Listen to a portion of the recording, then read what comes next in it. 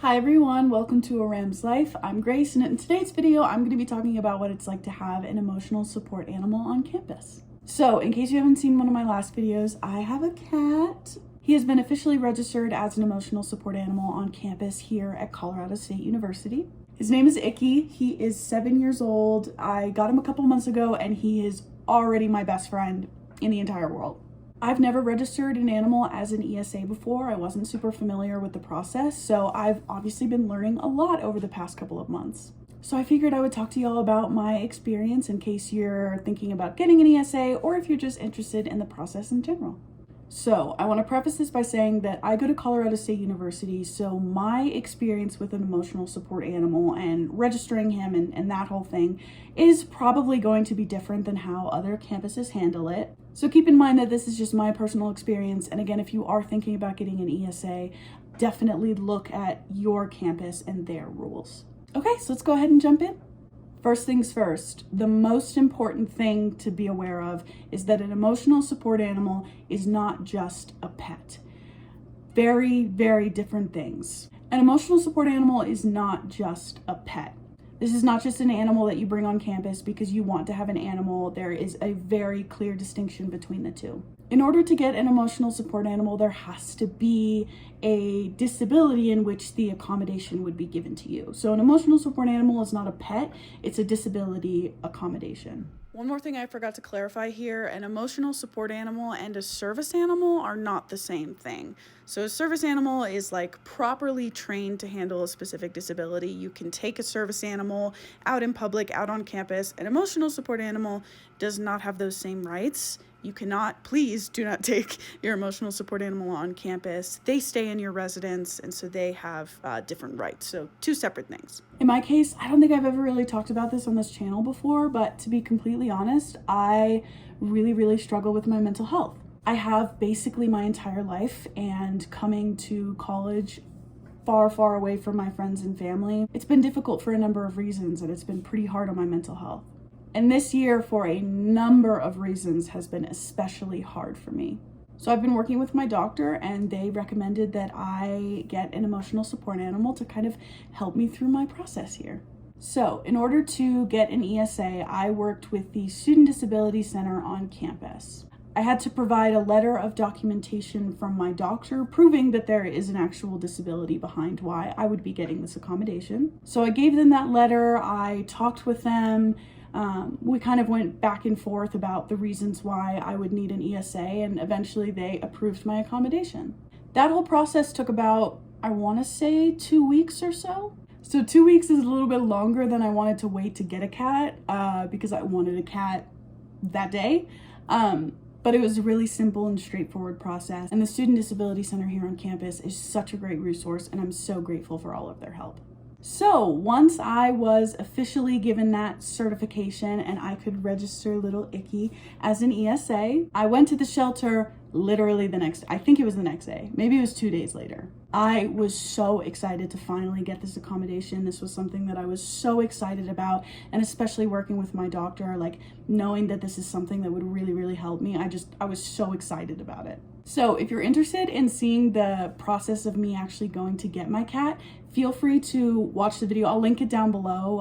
I vlogged my whole experience day one of adopting Icky. So if you're interested, definitely check that out. So I've had him for about a couple months now, and I have learned a lot. One thing I will say is that if you're thinking about getting an emotional support animal, know that it is a huge responsibility.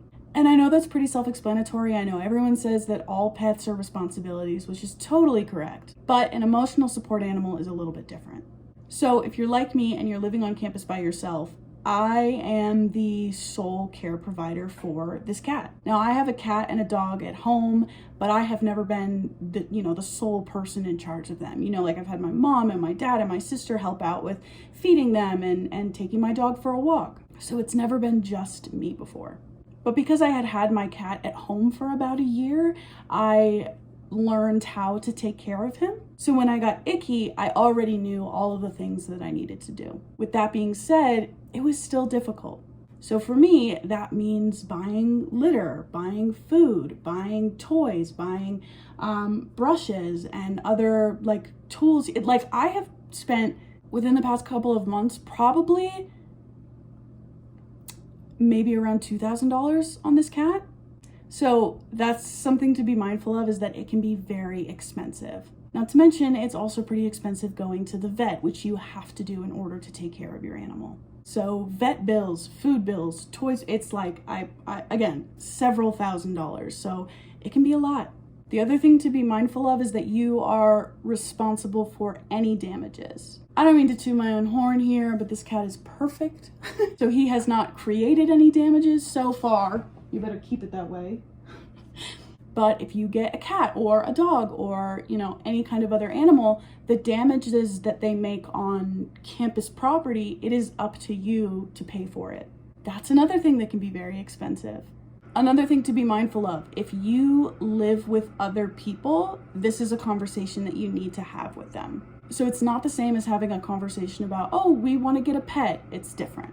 Because it is a disability accommodation, you obviously have that right to have that animal. But with that being said, it's still important to talk to your roommates about it if you have any. So for me, I used to live with 2 other people, both of whom were allergic to cats. We had a conversation about it. Both of them were okay with it. One of them had a cat at home and the other one, you know, loved cats and loved being around them and went to the shelter with me and played with the cats. And so everything was fine at first. And then a couple weeks later, as I'm buying everything and finalizing everything, they changed their mind.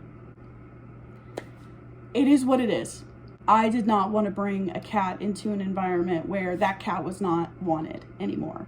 So I decided that the best thing for me was just going to be moving out and living by myself.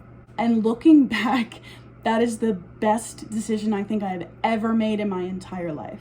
I absolutely love living alone, and being able to live alone with the most perfect cat that has ever walked the face of the earth. I am mentally and physically in a much better place than I was a couple months ago. And this disability accommodation has actually really helped me in like every aspect of my life.